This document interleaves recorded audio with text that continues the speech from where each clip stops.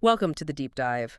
We've got quite the task today, diving into a whole collection of Nigerian newspaper headlines, all from April 22nd, 2025. That's right. It's a lot, and the idea is to help you quickly make sense of it all, figure out what really matters. hmm Think of this as cutting through the noise, getting you those key insights, maybe even some surprises along the way. Absolutely. And Yeah. what strikes you immediately looking at a day's worth of headlines like this is just the sheer range.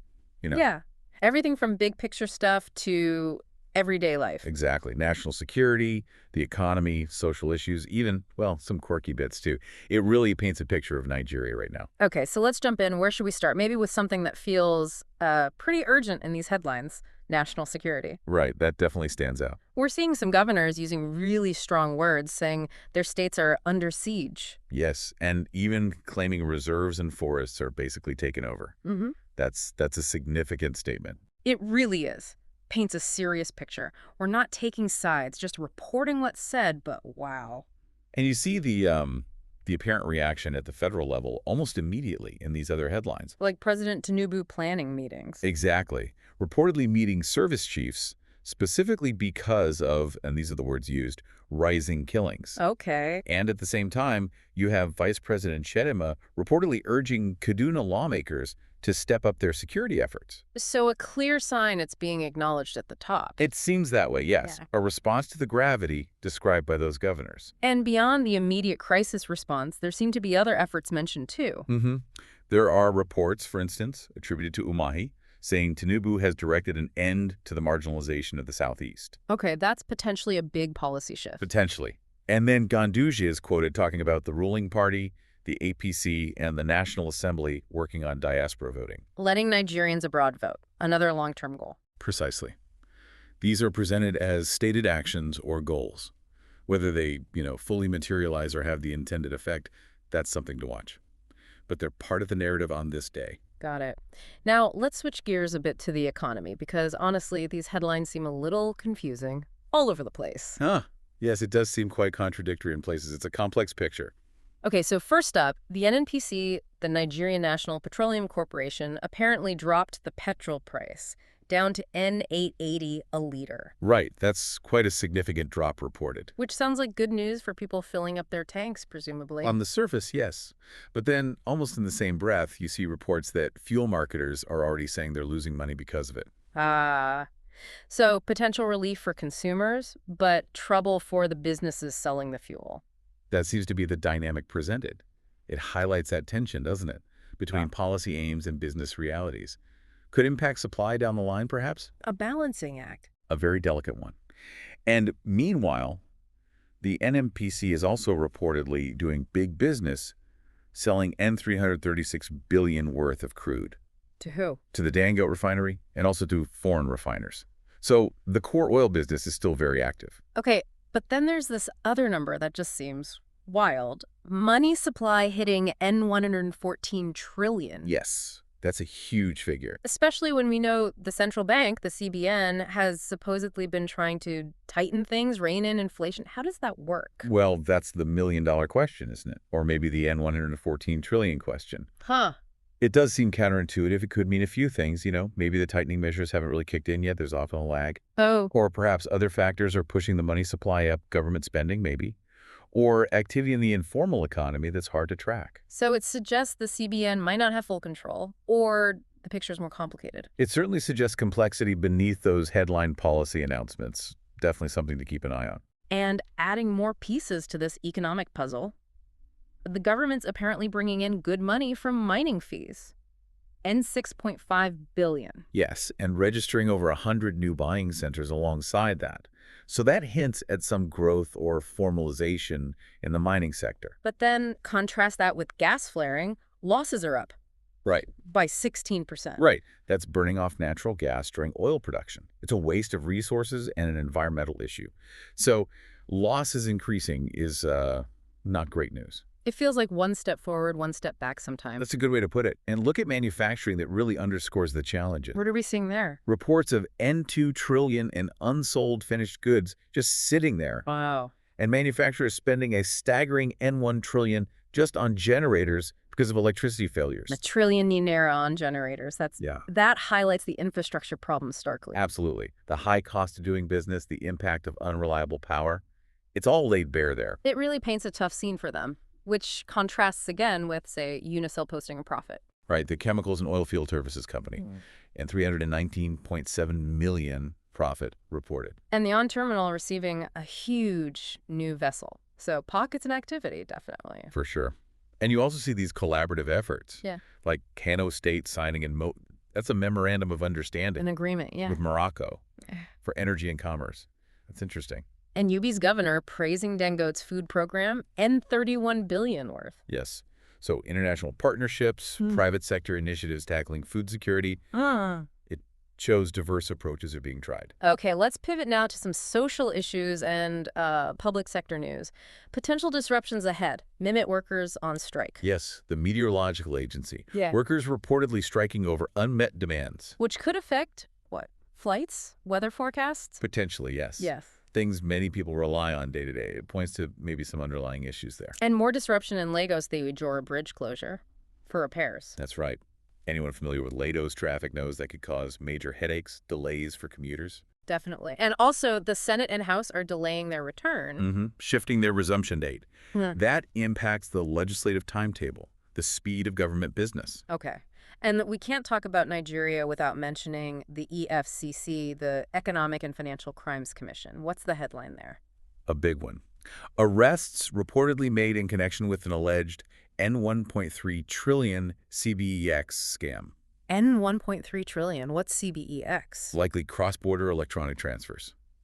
So it suggests a massive alleged fraud involving international finance. That's an astronomical sum. It really underscores the scale of the challenge the authorities face with financial crime. Constant battle. But some positive notes in the public sector, too. The Air Force inducting women. Yes, the NF inducting its first female graduates from its military school. Yeah. That's a notable step for gender inclusion in the forces. Good to see. And the Correctional Service, NCOS, had to come out and debunk a bomb blast report, which tells you something about the security climate, the need for official clarification. Right. Managing information is key. And NM validating an airport. Yes, the Airspace Management Agency starting validation for the Ogun Agrocargo Airport suggests progress on infrastructure, potentially boosting agricultural exports. Okay.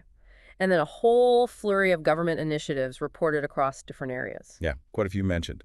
A cancer vaccine campaign in Bauchi, Health focused there. a partnership with a Swiss institution for a pharmaceutical academy, Building local capacity. a focus on power and jobs through a sugar master plan, Economic development angles. and then this payroll audit targeting ghost workers. Ah, yes. The perennial issue of non-existent employees on the payroll. They're calling this audit JAPA. Apparently so.